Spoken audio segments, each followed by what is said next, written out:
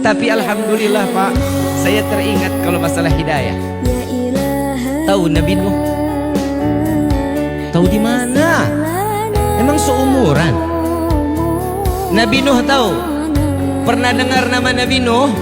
Pernah tahu sejarah Nabi Nuh? Nabi Nuh, kalau boleh dibilang, Nabi Nuh ini pernah putus asa di hadapan Allah. Ya Allah, hamba sudah dakwah, hamba sudah mengajak umat untuk memeluk agamamu, diajarkan untuk sujud kepadamu, melainkan mereka menentangku, mereka menghinaku, kata Nabi Nuh. Maka dari itu ya Allah, terserah, turunkan bala, silahkan ya Rabb. Tuh, ditawari. Allah jawab, udah gak sanggup ya Nuh, udah gak kuat ya Allah, udah gak sanggup lagi ya Allah.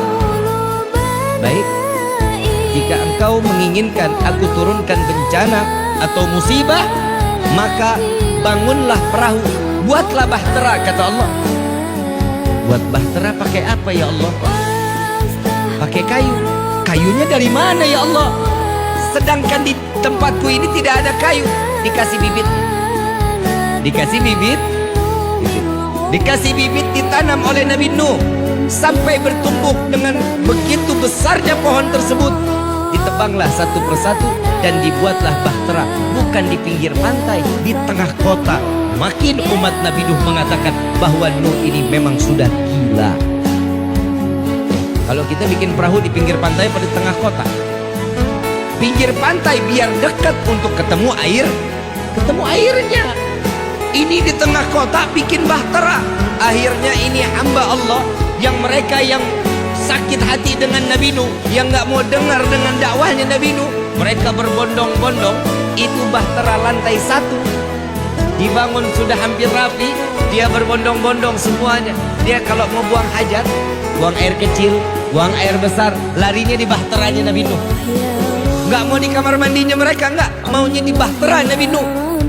Dan tanpa disadari, saat bahtera lantai pertama selesai, Nabi Nuh mau lanjut lantai kedua, di bahtera lantai pertama ini sudah hampir penuh dengan kotoran manusia. Na'udzubillahi. Ujiannya Nabi berat apa enggak? Tapi Allah kasih solusi. Kita ujian baru corona kemarin sudah puyengnya luar biasa. Untung kiai di sini nggak ada yang minta ya Allah binasakan corona. Tapi dipelihara akhirnya corona. Jadi duit sih. Betul. Sampai akhirnya ada di, kita singkat ceritanya, disingkat nih, kalau dipanjangin bisa sampai jam 4 pagi kita. Mau dipanjangin apa mau disingkat? Pak, ibu lagi yang jawab tuh Pak, panjang. Lalu malaikat Jibril mengatakan, ya Rabbi, izinkan aku mengatakan tersebut hal ini kepada Nabi SAW. Maka kata Allah, sampaikan kepada kekasihku Muhammad SAW. Ya Rasulullah, neraka jahanam Allah ciptakan untuk umatmu ya Rasulullah. Menangis Nabi SAW, terseduh Nabi SAW, ditinggalkan daripada makanannya, masuk ke dalam kamar 3 hari 3 malam tidak keluar, hanya waktu sholat Nabi SAW keluar daripada kamarnya. Selepas itu masuk lagi, tidak makan, tidak lagi minum, sujud, hanya sujud kepada Allah Subhanahu wa taala. Sayyidina Abu Bakar, Sayyidina Umar, Sayyidina Utsman, Sayyidina Ali mengetuk daripada kamar Rasulullah SAW, tidak satu pun yang dijawab oleh Rasulullah SAW. Saat Siti Fatimah binti Muhammad Rasulullah SAW, beliau mengetuk lalu mengatakan, Assalamualaikum ya Rasulullah. Nabi SAW mendengar suara putri tercinta Siti Fatimah binti Muhammad Rasulullah SAW. Tatkala mendengar suara beliau, di mana di dalam riwayat tatkala Nabi ingin mendengar gemuruh telaga di surganya Allah, maka mendengarlah daripada suara Siti Fatimah binti Muhammad Rasulullah SAW. Tatkala Nabi SAW ingin tahu dan rindu dengan wanginya surga, maka mencium kening daripada Siti Fatimah binti Muhammad Rasulullah SAW. Saat itu Rasulullah membuka daripada pintunya. Assalamualaikum wahai putriku, katanya. Ada apa wahai putriku? Ya Rasulullah, apa yang menimpa dirimu sampai 3 hari 3 malam engkau lagi tidak bangun daripada tempat dudukmu, engkau selalu dalam keadaan beribadah kepada Allah, ceritakan kepadaku apa yang Allah sampaikan kepadamu. Apa jawaban daripada malaikat Jibril daripada Rasulullah sallallahu alaihi wasallam? Wahai Fatimah, Allah telah menciptakan neraka jahanam untuk umatku.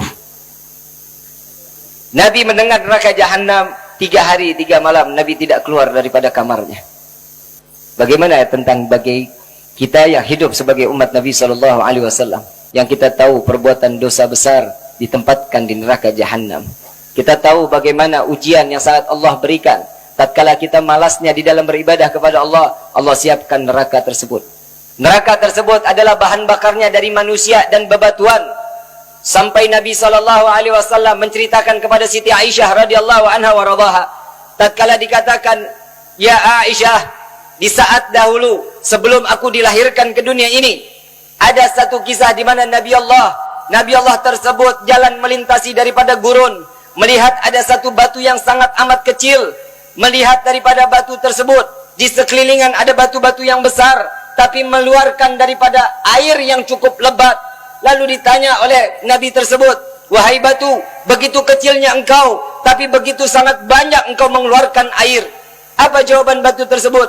Wahai Nabi Allah, aku mendengar firman-Nya Allah Subhanahu wa taala menjelaskan neraka tersebut adalah bahan bakarnya manusia dan bebatuan. Maka di sehari ini aku menangis di hadapan Allah agar aku tidak dipilih sebagai bahan bakar neraka tersebut. Jika batu, hadirin, jika batu menangis kepada Allah, takut daripada siksaan api nerakanya Allah, bagaimana kita yang diberikan hati, yang diberikan daripada fikiran kita untuk selalu dekat kepada Allah, merindukan Allah, yang dapat menangis karena perasaan takut kita kepada Allah Subhanahu wa taala. Lalu Nabi Allah tersebut mengangkat kedua belah tangannya, lalu beliau mengatakan, "Ya Rabbi, jangan kau jadikan batu tersebut sebagaimana bahan bakar api neraka," dan Allah kabulkan.